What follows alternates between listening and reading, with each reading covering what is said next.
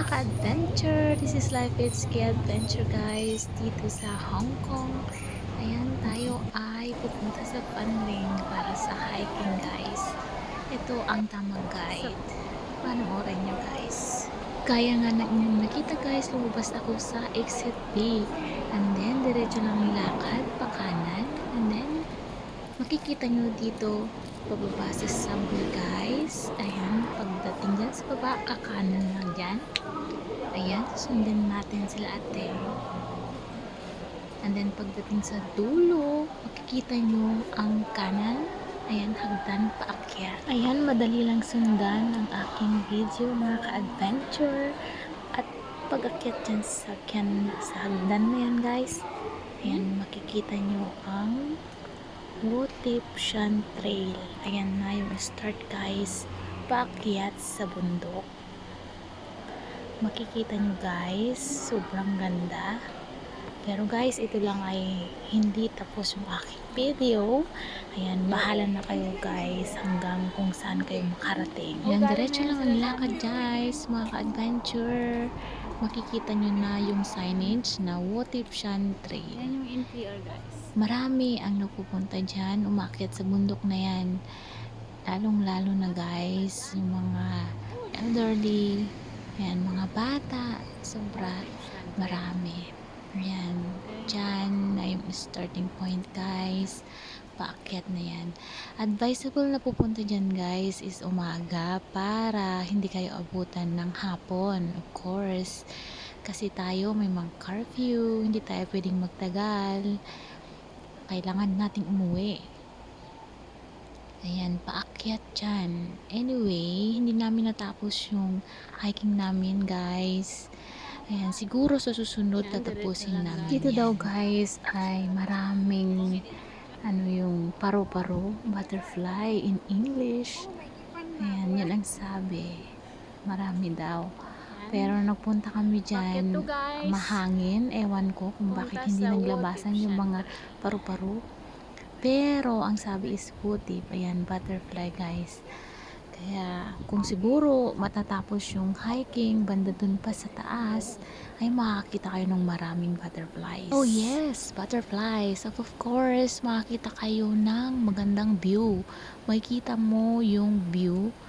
Yan, siguro dito sa Fanling at sa mga katabing lugar nito, makikita yun yung view. Dahil nasa tuktok din ng bundok guys. So magandang mag-sightseeing. Of course, na rin, exercise. Magandang mag-hiking guys. Nakakasigla ng katawan.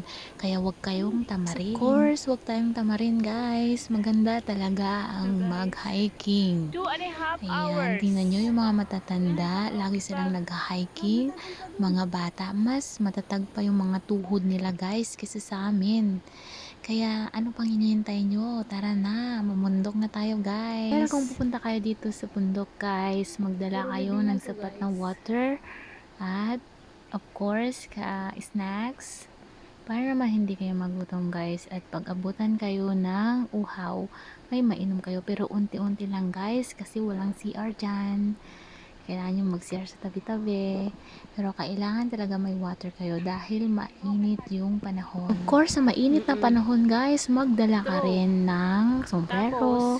Mawawala ka Ayan, ng 2 or weeks. magpahid ka ng lotion pang UV guys para hindi ka mangitim. Yes. Pero ngayon, dahil spring pa, medyo yung araw dyan ay hindi ganun kainit. Ayan, medyo may hangin pa dyan guys. Ang hangin niya is medyo malamig that time. So, hindi kayo talaga masusunog. Pero ngayong darating na summer, nako, ayaw kong mag-hiking. Kasi parang masusunog guys. Kasi mga ka-adventure, during summer, sobrang init dito sa Hong Kong. Kaya of course, pupunta ka ng bundok. Nako, parang ang lapit-lapit mo na sa araw. Pero syempre, kailangan nating magpalamig. Kaya siguro hindi muna mamumundok. Mamamiss namin ang bundok during summertime. It's time na mga ka-adventure. Kung bago ka pa lang sa aking channel, Paki-like naman ang button guys, bell all na para makatanggap ka ng aking susunod na mga videos. Ayan, kung saan tayo pupuntang bundok, makakatanggap kayo ng notification. Salamat sa inyong panonood guys. Ayan, continue lang sa panonood hanggang matapos ang aking video. Salamat ng marami. Enjoy lang natin ang lakad guys. Kung pupunta kayo dyan sa bundok guys, make sure na mayroon kayong kasama. Ayan, full charge ang inyong mga cellphone. And of course, meron kayong baon na power bank just in case na ma-run out kayo ng battery sa inyong phone. Ayan guys, yung starting point, paakyat na doon. Ayan. May makita kayong mga pavilion na mga ganito. Ayan, ginagawa pa yan guys. Marami dyan yung picnic area na kung saan pwede kayong maupo at magpahinga. Mga ganitong mga hiking area guys, hindi kayo maliligaw kasi marami ang nag-hiking. And then, pwede kayong mag-google kasi may signal naman dyan guys. Hindi kayo mawawala ng 2 weeks char. Ayan, tingnan natin yung mga puno dyan. Pwede kayong mahinga. Ayan, kami, bawat pavilion ata na nararating namin guys ay sumasaglit kami. Isa pang tip para pupunta dito sa hiking trails na to, magdala kayo ng hiking stick guys kasi medyo paakyat siya, masakit sa legs yung pag-akyat. Ayan, kaya kailangan nyo ng support. So kami that time hindi kami nakakuha ng hiking stick. Kaya medyo after ng aming hiking, sumakit yung aming mga legs kasi napuwersa talaga. So, ayan kung makikita nyo guys, mahangin. Mahangin that time. Ayan. Hagdan nga yung akitin nyo guys, pero paakyat siya.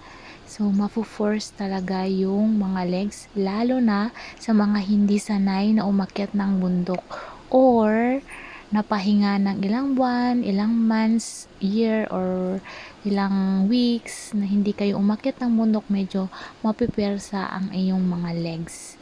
Kaya kailangan nyo ng support. Ayan. And then, I'm sure pagdating sa taas, medyo matarik pa yung akyatin. So, kung meron kayong mga gloves, pwede rin magdala para kumpleto. And sad to say guys, hindi namin natapos ang aming hiking, pero babalik kami dyan guys kasi hapon na. Ayan, nag-enjoy naman kami guys kung ano-anong pinagagawa namin mga ka-adventure. Ayan, umakyat pa ang inyong lingkod. Ayan, of course, hindi mawawala ang picture taking guys para of course souvenir natin sa lugar na yan. And of course, sa susunod ay alam na natin kung saan tayo pupunta. Ayan, kasama ko ang aking mga ka-friendship, ka-hikers, si Vanessa Josie, at si Explore More.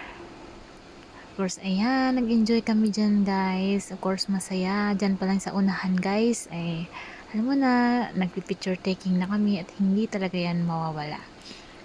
Hanggang sa muli guys, maraming salamat sa inyong pagsuporta at kung nagustuhan mo ang aking video at makatanggap ka pa ng maraming guide papunta sa bundok guys, ayan, i-follow na lang or i-hit yung button to subscribe and then i-bell on na.